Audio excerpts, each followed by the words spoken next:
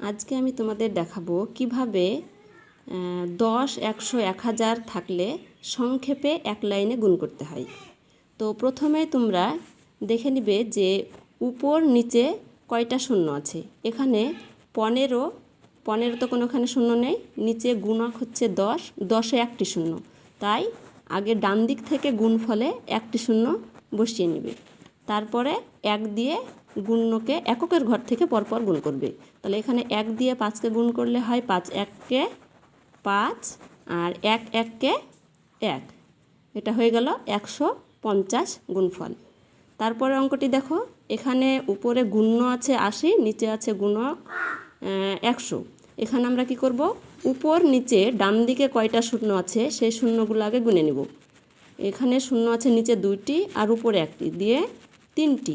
এই 3টি শূন্য আগে আমরা গুণফলে বসিয়ে নেব।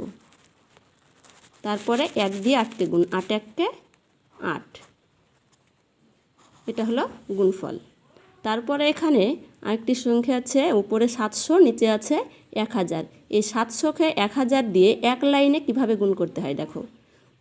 প্রথমে গুণ্যতে আছে 2টো শূন্য, তারপরে গুণকে আছে 3টে শূন্য। এই 3টে শূন্য আর 2টো শূন্য হচ্ছে 5টা শূন্য। এই 5টা শূন্য আমরা গুণফলে পরপর বসিয়ে নেব। 2 3 4 5, আর এবার 1 দিয়ে 7কে গুণ করব, 7 1-কে 7, এটা হয়ে গেল গুণফল।